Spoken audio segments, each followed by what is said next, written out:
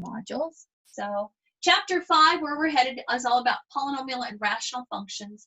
As I indicated in the email to you yesterday, we do it out of order. For some reason, the author likes to start with polynomials, and then he switches to rational functions in the next 3 sections, and then he comes back to polynomials in the last 3 sections.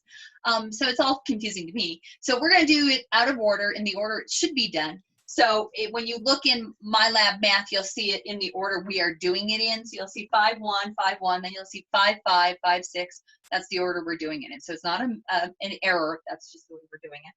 I did send out the notes on Saturday.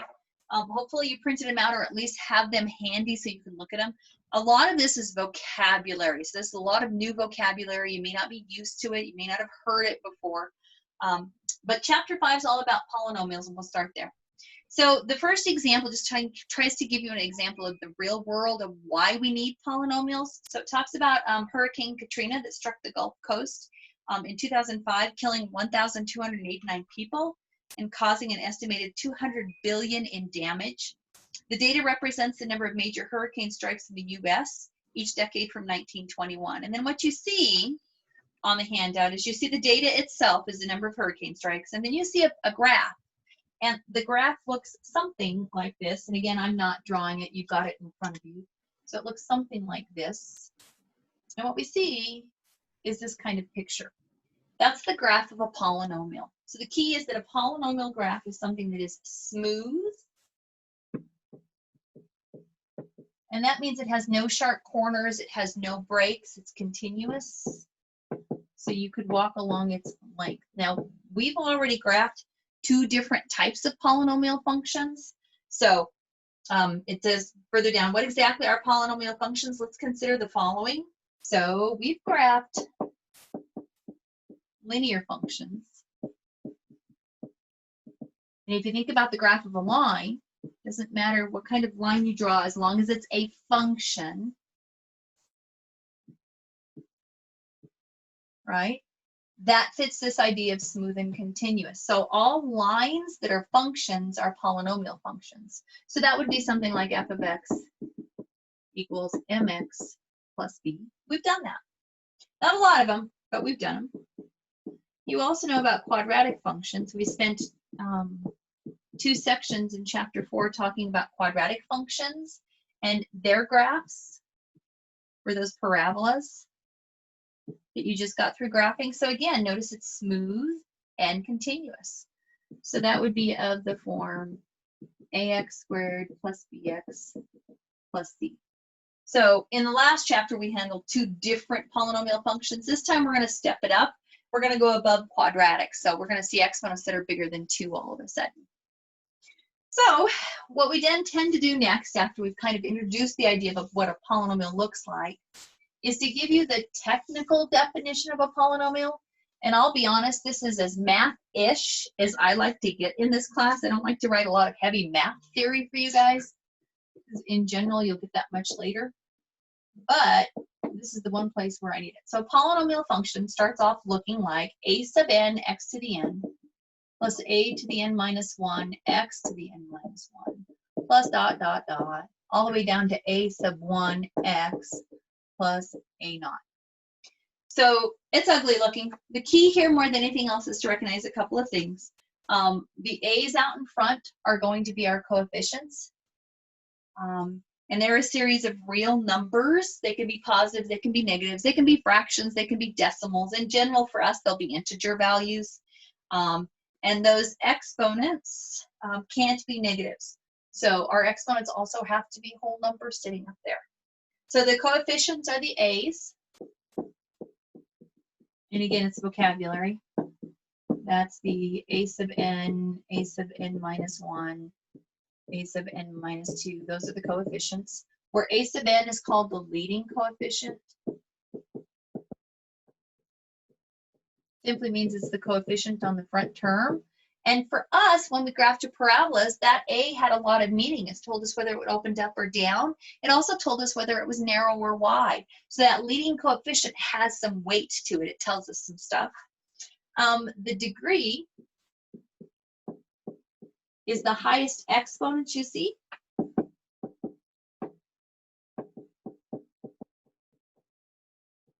And that's when it's in standard form, so we have to be a little careful about how we word things. And again, the definitions are all written there. I'm kind of highlighting what it says.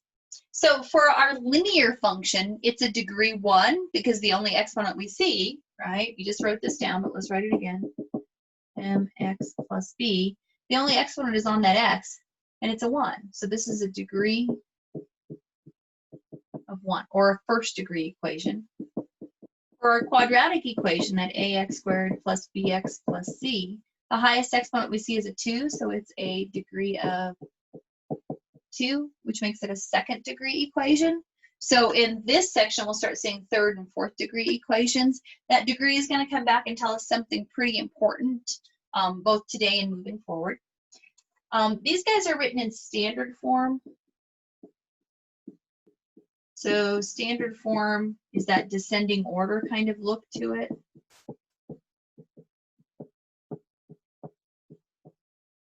You also have something called factored form.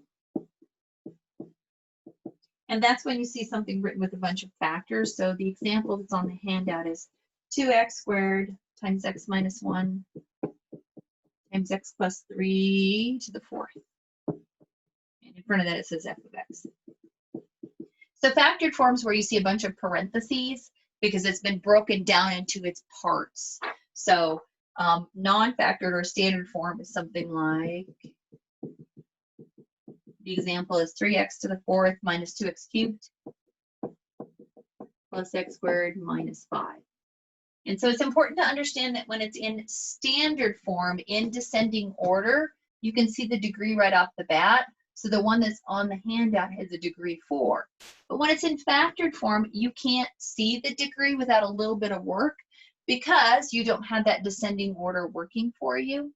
So if I were to try and find the degree of this function that's in factored form, I'd have to come in and add all the exponents together. So I add the 2 off the x squared. I'd add a 1 off this set of parentheses, that's the x minus 1. And I would add in a 4 from the other set of parentheses. So this is actually a 7th degree polynomial. Okay, so there's a big difference on pulling off the degree depending on what form it's given to you in. So, okay. A lot of information coming at you. That's why you have a handout to help keep track of it. So I'm going to move on to example 1. Any questions so far? It is a lot of new terminology as far as we're concerned, so it takes a bit getting used to.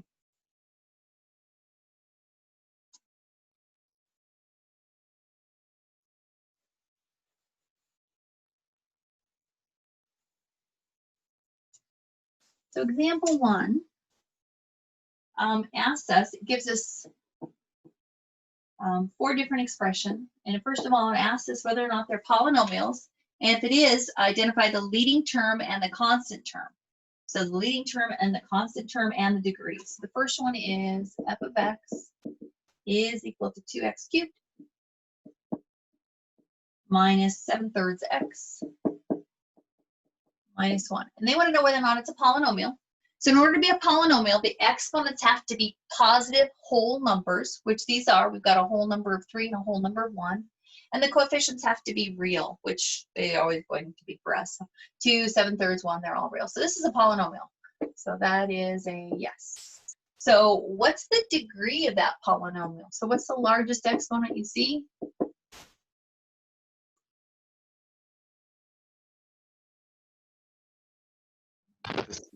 Three. Beautiful. So the leading coefficient would be the 2, because that's on the term that has the degree of 3. And then the constant is simply the thing at the end that doesn't have any x attached to it. So for us, our constant is a -1. Notice I carry its sign with it. So, and that's what the directions are asking for. State the degree, identify the leading term and the constant term. Nice, that's a polynomial. We won't see too many of them that have fractions in them like this, but just to make sure you recognize that fraction can be there. Okay, the next one says g of x is equal to 3. So believe it or not, that is also a polynomial. It fits our description. It just so happens that it's a degree of 0 because it has no x's. but it still fits the template of what a polynomial can be. Its leading coefficient is a 3, and its constant is also that 3. And if you think about what the graph of this looks like, this is a horizontal line up at 3. And sure enough, that's smooth and continuous. So it backs up what we already know it should be. It's a sneaky one. We won't see a lot of those. Okay, the next one says h of x is equal to 3x to the 1/2 minus 7. So this one is not a polynomial, and that's because the exponent is not a whole number. So this is a no, and that's because it has a fractional exponent. And if you remember from your 101 class, that fractional exponent means a radical. So not a polynomial, doesn't have a leading term, doesn't have a degree. We ignore all of that. Part D says j of x is equal to 3x minus 5 plus 1 over 2x. And I want to know whether or not that's a polynomial. Well, the answer again is going to be a no. And that's because you add the x in the denominator. If I were to bring that x up, that term would be to a negative exponent, which is no good. Again, the exponents have to be positive whole numbers. So x in the denominator. And that's why that one is not a polynomial. Again, a lot of what we're teaching you to do in algebra is not so much the algebra, but the idea of classifying things. So what we're working on is taking something that's a function and classifying it into categories so we know where to go from there and what to do with it. So, nice. Okay, example 2. Stop me if you have any questions, please.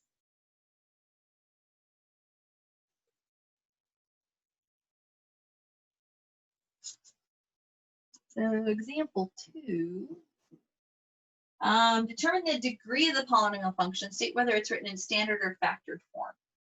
So these are polynomials. We just want to know what form it is and what's its degree.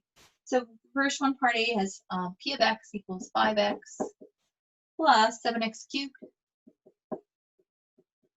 plus 9. So that's a 3.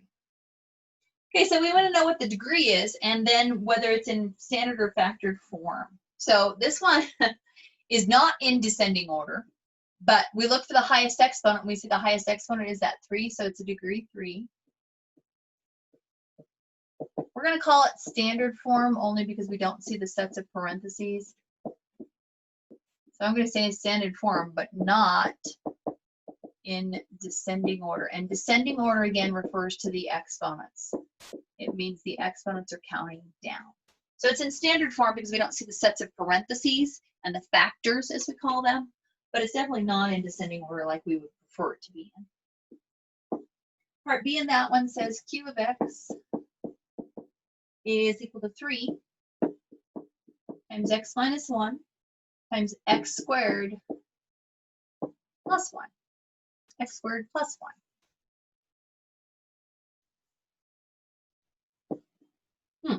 So I look at that, I see the sets of parentheses, so I know that this is in factored form. And depending on what we're doing is what form we're going to need it in, but it's in factored form. But what's its degree going to be? So to get the degree, we're going to have to come back in and add exponents together. So the 3 is a coefficient. It has no influence on the exponents or the degree. So I'm going to ignore the 3. I have an x minus 1 that is to the first power, so I know I have a 1. Plus, now this x squared plus 1 is to the first power, but the inside's got a square on it. So if I were to FOIL all of this out and multiply everything out, that x squared times that x would give me an x cubed. So I'm going to take the 1 that's on the first factor and the 2 that's on the inside and determine that this is a third degree. So again, if you were to multiply it all out, you'd end up with a 3x cubed as the first term, which would be your highest degree. They're kind of sneaky. Watch out for them. Okay, part C says q of x is equal to 7 times x minus 1 cubed times x plus 5. So x minus 1 cubed times x plus 5. Same question, we want to know what its degree is and then whether it's in factored or standard form. So you guys tell me, what's my overall degree in this one?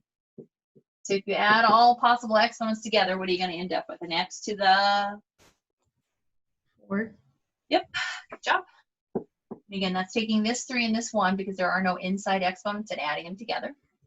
And because of those sets of parentheses there, we know it's in factored form. So, nice. Okay, so now that we have an idea what a polynomial is and what the two possible forms are, in this chapter, what we're going to discover is how to graph polynomial functions and solve equations involving polynomials. So to do that, we're going to start by looking at the information needed to graph a polynomial function, which is what we handle in section 5.1 is how to graph them. We already know how to find the x-intercepts of linear and quadratic functions, but how does this apply to polynomials? So let's backtrack, make sure. So in order to find the x-intercepts, if you have a line or if you have a quadratic, you just set the function equal to 0 and solve. So those x-intercepts are also going to be called, so we're now going to bring in some vocabulary, intercepts, are also known as, or AKA, zeros. And the reason we call them zeros is because the y-coordinate is 0 at those x-intercepts. So they're called zeros. So a zero of a function is a number r for which f of r is equal to 0. So that should make sense. So f of r is equal to 0. That means that that is an x-intercept and a 0. So, and r is some number. Okay, if r is a real number, then r is called a 0, a real 0. The following statements are all true. So if r is a real 0, then it is also a solution. So if r is a 0, then it's also a solution to the equation f of x equal to 0. So long ago when we taught you to solve equations, we were teaching you how to find zeros. We just didn't call them that. It also means that r is an x-intercept of the graph, and it also means that x minus r is a factor. Okay, now that's all kind of misleading until we get in and start working with them, so just keep that in the back of your mind. Multiplicity, which is a new term for us, it's also one of those words that I hate to spell on the board because I always mess it up. Multiplicity. Okay, what that means is how many times the 0 appears as a factor. So if you have x minus r appearing m times, so notice it's got an exterior or an outside exponent of m, then r is a 0 of multiplicity m. And that multiplicity is going to tell us something here in just a few minutes, but we need to be able to identify it. So for the ones that are back on my board, if I come in and take a look at this part C to example 2, I know that the x minus 1 would give me a 0 of positive 1. Again, that's me setting this function equal to 0. If I set the x minus 1, that factor equal to 0, I'll get an x equal to 1. But it has an outside exponent of 3, so it has a multiplicity of 3. The x plus 5 would give me a negative 5 as a 0, and its multiplicity is 1 because it's got an outside exponent of 1. If I backtrack to part B, I can say something about the x minus 1, but this x squared plus 1 is not factored completely, so I can't do anything with it in terms of solving in multiplicities. So that's what multiplicity is. It simply means the outside exponent on each factor. Okay, that's a new word. Okay, moving on. Example 3 gives us a polynomial.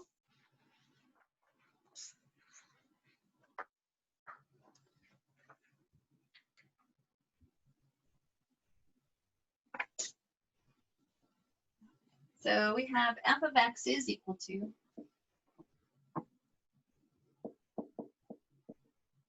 x squared times x plus 2 cubed times x minus 1 to the 4th times x plus 5. So x minus 1 to the 4th times x plus 5.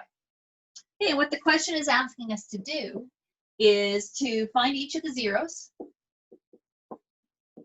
and then tell what their multiplicity is.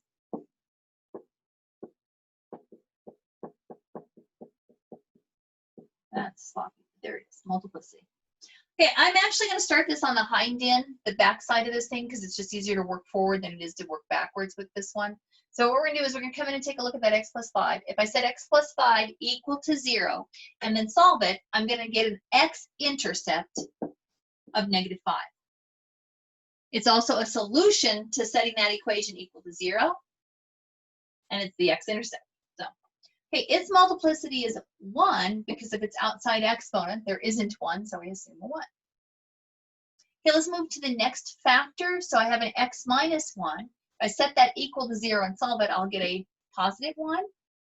And then its multiplicity is the 4 that's sitting outside of it.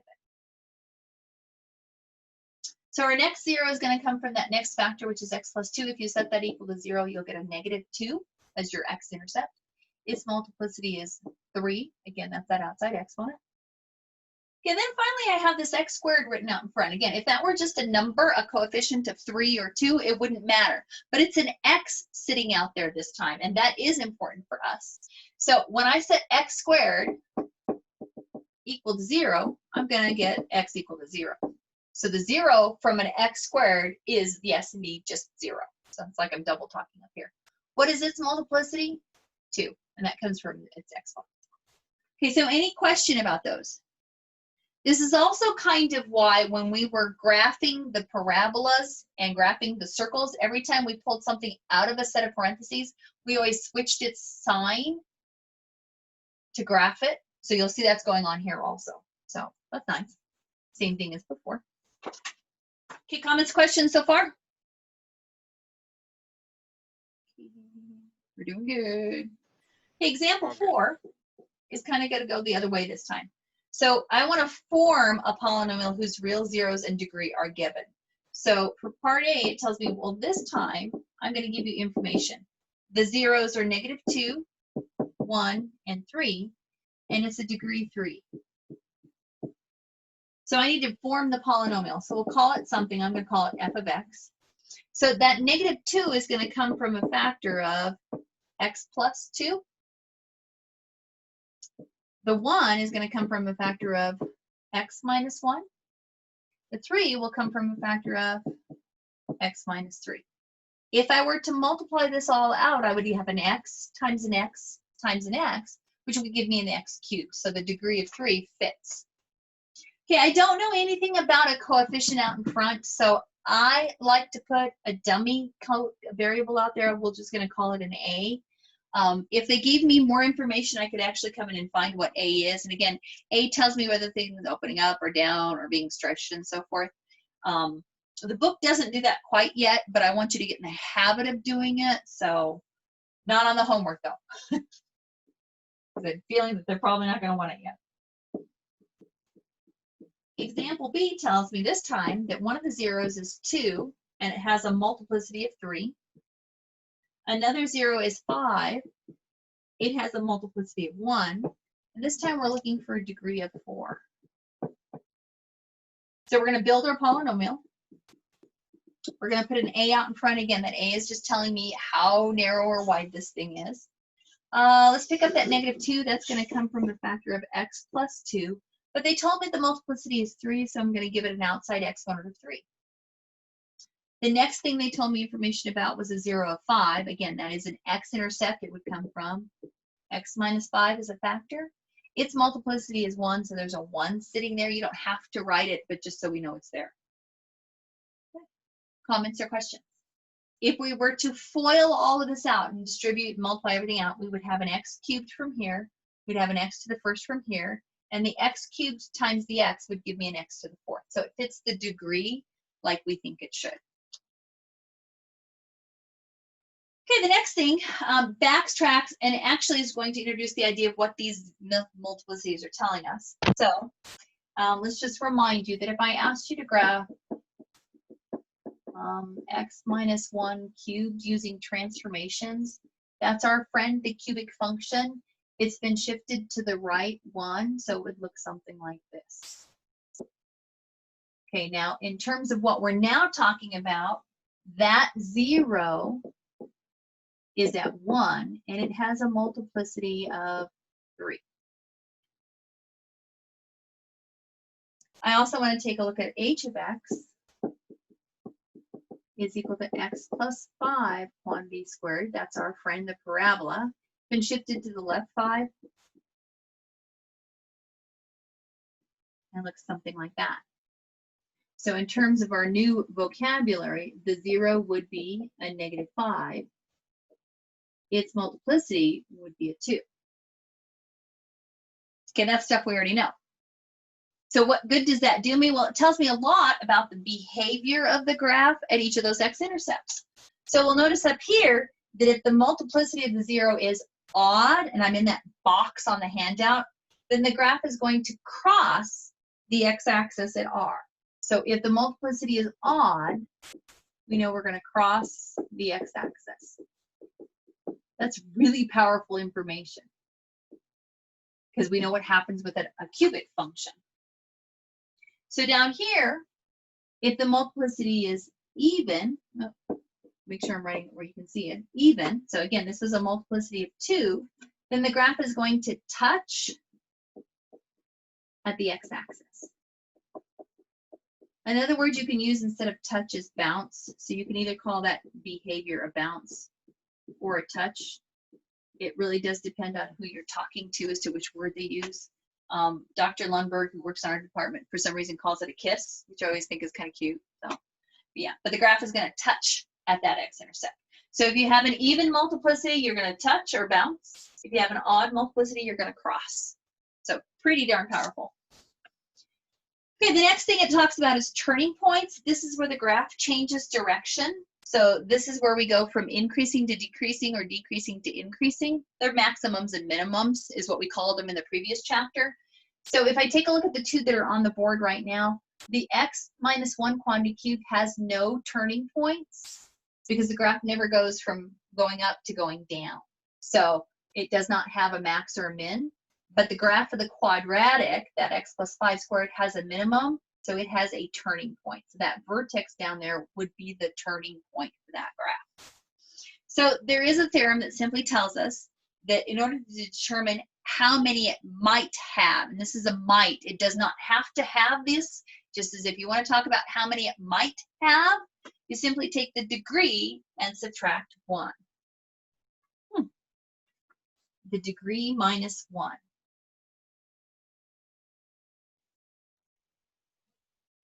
So using the one that's on the board already, just to make it a little bit easier for us, if we came back into the one that we used in example 3 and talked about its overall degree, we looked at those individual multiplicities. We had a 2, a 3, a 4, and a 1. If we add all those together, we get 10. So the degree is 10. So the number of turning points that graph might have, it doesn't say it has to, it just says it can have, is that degree of 10 minus 1, which would be 9. So this is saying this graph could change direction 9 times. So it literally could do this, and it would do 1, 2, 3, 4, 5, 6, 7, 8, 9. So each one of those is a turning point for that graph. That would be a really crazy graph for us. We aren't going to graph too many that look like that. But yeah, at most, it can have 9 turning points. The turning points don't really tell us anything in the pre-calculus algebra class. It will tell you something in your calc class, though, so because they'll tell us maximums and minimums. At the very bottom of that third page, it goes on to say, if n is even, there will be an odd number of turning points. If n is odd, there will be an even number of turning points. So this was an even quadratic. It had an odd number of turning points. Again, back to this guy. Notice that it had a degree of 3. That means it should have an even number of turning points, but it didn't have any. It doesn't have to have them. It's just a prediction of how many it could have. So that's why I tend to not look at turning points. Okay, the last thing we need before we can pull it all together is the idea of end behavior, which is something we already know. It's nice. I like this section because it ties a lot of things together. Okay, so at the top of the page is the one thing you really need to keep handy. So end behavior.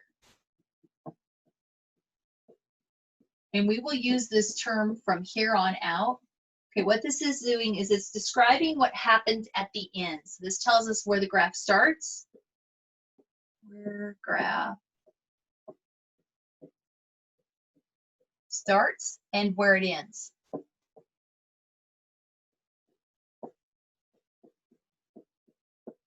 It tells me nothing about the inside of the graph. So it only tells me the beginning part and the end part, nothing else. So that's kind of nice. We have 4 possible cases. These should all make sense to you. So the first one looks like this. Okay, what this is saying is that the graph is starting above and ending above, and that should remind you about our parabola. So this is an even degree, and I'm going to refer to A as the leading coefficient being positive. So it's an even degree with a positive leading coefficient. Okay, well, if we make that A negative, we know it does this. So this means the graph starts below and ends below. So it's still an even degree, but the leading coefficient is now less than 0. So think about our parabolas. They either opened up or they opened down depending upon that A, and they were all even degrees. Now we'll move on to the cubic. So we could have one that does this. So this is any odd degree where A is greater than 0. So positive leading coefficient. Our cubic function that we just had on the board a few seconds ago started here and ended up there. That's true for any odd degree. So if it was x to the 5th, it would look like this. X to the 7th would look like this. And then if I make the A negative, it will flip it again. It does that reflection that we're expecting. So that is an odd degree where A is less than 0. So those are the 4 possible end behaviors. It simply tells me where the graph starts and where it ends. So it's starting above and ending above, starting below and ending below, starting below, ending above, or starting above and ending below. So,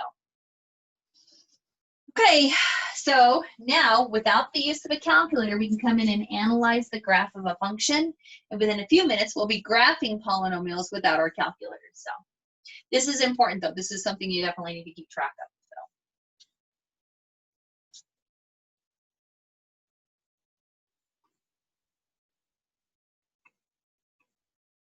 Okay, so our next example, this is example 5. So for the polynomial function f of x is equal to 2 times x minus 3 times x plus 4 quantity cubed. So x minus 3 times x plus 4 quantity cubed.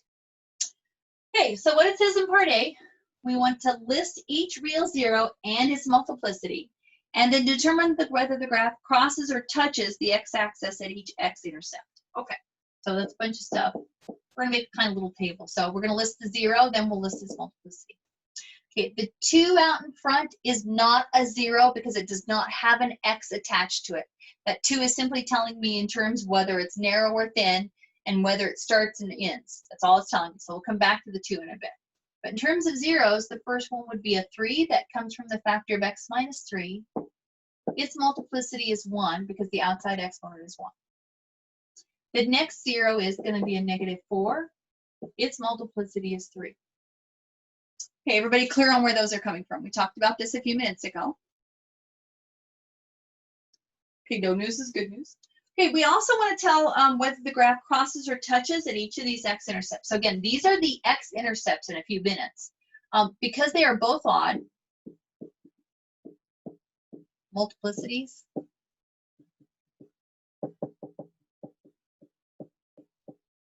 that means the graph is going to cross.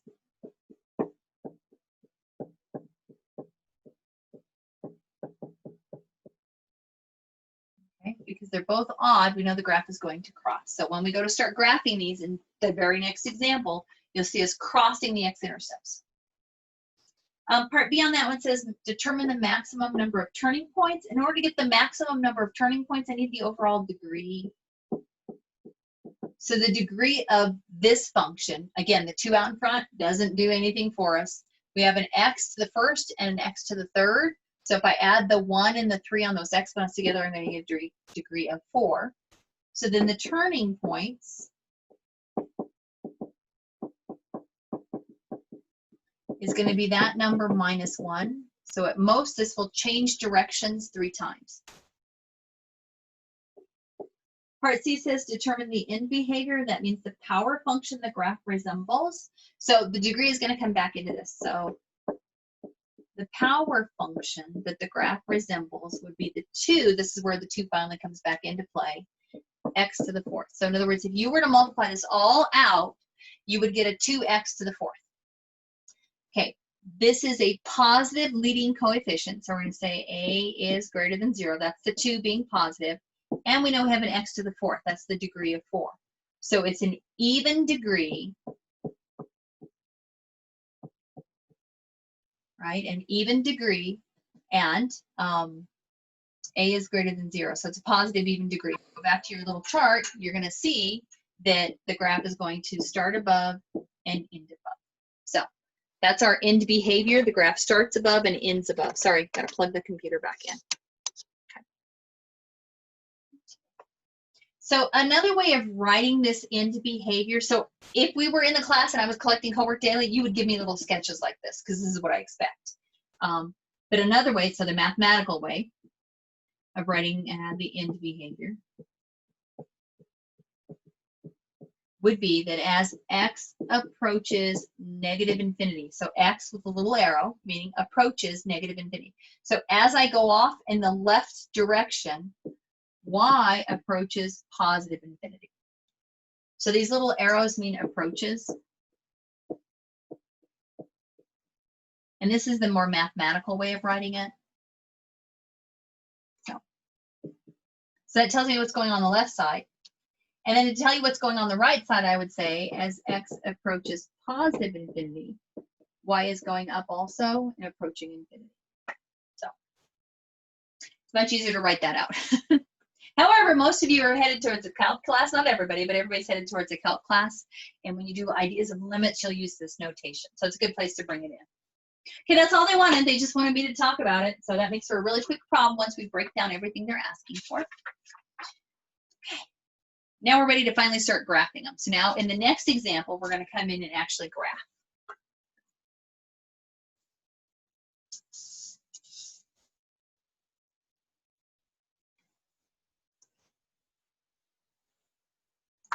So example 6, for the polynomial function f of x is equal to x times x plus 2 squared. These are really easy to make up. So we want to find the x and y intercepts, determine whether the graph crosses or touches each x-intercept. So that's the first thing. So let's go find the x-intercepts. Again, the x-intercepts are also known as the zeros. I'll be honest, I don't know how the online homework wants you to write these, so write it however they want you to write them. Yeah, let's come in and find them. I know that I have an x out in front. That's going to come from a 0 of 0, so that's setting the x out in front to 0. Its multiplicity is 1. The other factor is going to give me a 0 of -2. It's got a multiplicity of 2. Because everybody see where those numbers are coming from. Because sometimes it feels like I'm just pulling them out of thin air, but I'm pulling them from the function. So the 0 is coming from the x. This -2 is coming from here as a factor. Okay, those multiplicities are telling us the behavior at the graph. So because this is odd, we know the graph is going to cross. Because that 2 is even, we know the graph is going to touch or bounce. And as we start to do this, you'll see it. Okay, what about a y-intercept? Well, to find the y-intercept, you'd find f of 0. You're going to plug in 0 for all the x's. Same thing we did in the preceding chapter. So that would be 0 times 0 plus 2 squared, and 0 times anything is 0. So the y-intercept is 0, 0. Okay, that's part A. We found the x-intercepts, which are known as the zeros. And we found our y-intercept. Part B says determine the end behavior. Okay, so if I were to multiply all this out, the power function would be an x to the third, x to the third. That's coming from this x times this x squared, or I can come in and add my multiplicities together to get the third. When you write it with the x, you call it a power function. If you write it with just the 3, then you call it the degree. So the power function is x to the 3rd. The degree is just the 3. What I mean by vocabulary, there's a lot in there. Okay, what does that tell me? Well, that's an odd degree, and we know that it's a positive leading coefficient. So as far as the end behavior goes, we know that this thing is going to start below and end above because it's an odd with a positive leading coefficient. So A is greater than 0. So if we want to write it mathematically, we would say as x approaches negative infinity, y approaches negative infinity because it's going down. Or as x approaches positive infinity, y approaches positive infinity. So part C says determine the maximum number of turning points. So I'm going to call it TP for turning points. So that comes back to the degree of 3. You simply take that degree, subtract 1, and that gives you a 2. So we know at most it's going to change direction 2 times, or at most it has 2 maximums and 2 max or mins. Okay, and then we're going to put all the information together to obtain the graph. So for the first time we're graphing, and again, this is without your calculator. Okay, so go back and pull off information. I know I'm crossing the x-axis at 0. I know I'm going to touch the x-axis at -2. Okay, and we've already got the y-intercept, so I've got my intercepts in there. I've just got 2 points. That's it. That's all I got. Got a point here and a point there. Okay, but I know a lot more. I know that from the end behavior, the graph has to start below. So I'm going to start on the left side. We always draw functions from left to right. So I'm going to start on the left side. I'm going to head towards that x-intercept. At -2, we said the graph is going to touch, which means it's going to come right back down. It's going to get pulled back to the next x-intercept. And at the 0 intercept, we know the graph is going to cross. Because there's no other x-intercept to pull it back down, we know that it's just going to keep rising or going off in that direction. And believe it or not, there's the graph of that polynomial function. Notice it does exactly what we said it would do. It's starting below, and it ended up ending above. It does actually have 2 turning points. One's right here on that x-intercept, the other one's down here. Without a calculator, we can't tell where this is. So I don't honestly know whether the graph does a little bump like that, if it does a big bump like this, or if it does an even shallower bump like that. I don't know, and I don't care. It does not matter. You could always plot more points if you wanted more points in there, but as far as we're concerned, it's a generic graph. What we're after is the end behavior and what happens at those intercepts. So, okay, one more, and then I think we're going to call it quit for today because that's a lot of information I'm throwing at you. You have to go process it. So let's do example 7. We're going to leave that last page, and that's where we'll pick up tomorrow.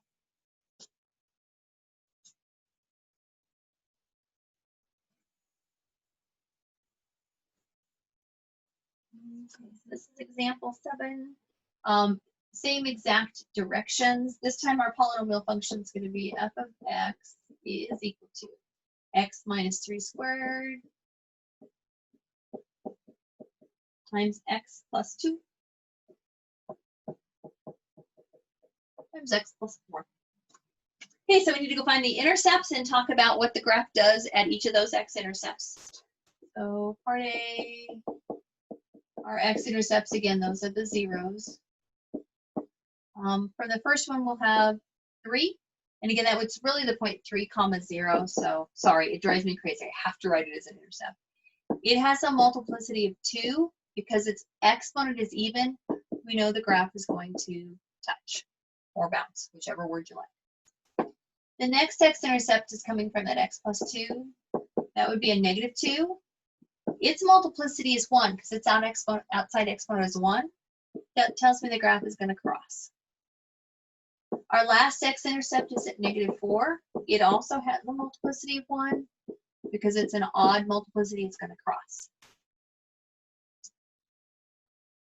Everybody okay? Good. Yeah, I'm good. Okay. Let's find our y-intercept.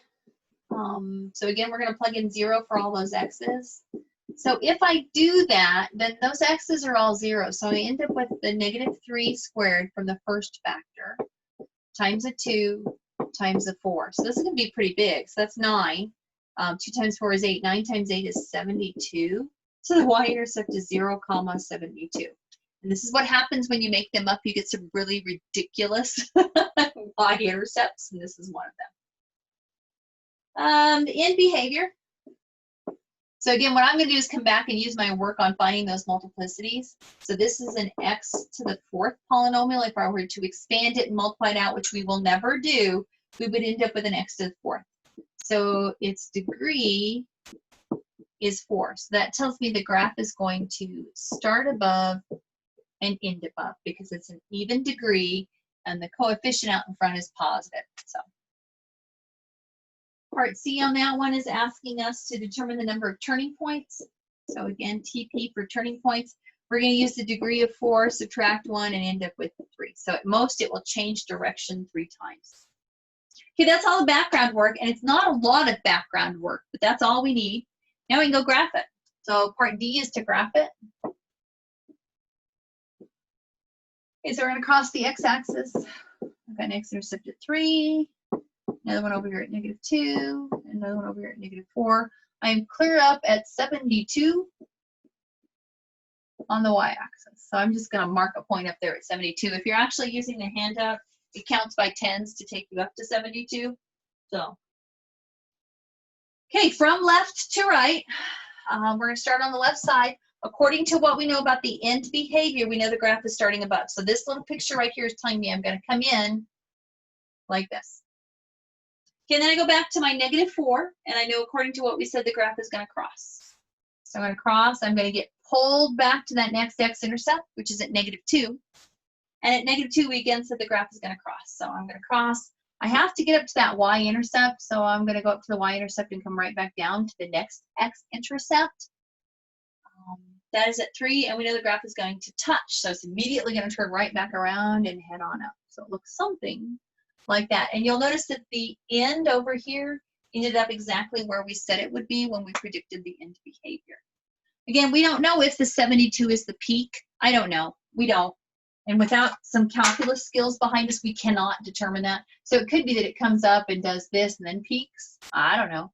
Or maybe it peaks on this side of it and hits it as it comes back down. Again, we don't know. All we know is it has to go through that 72. So, and there's our polynomial graph. They are very straightforward. There's no hidden anything with them. They don't get ugly.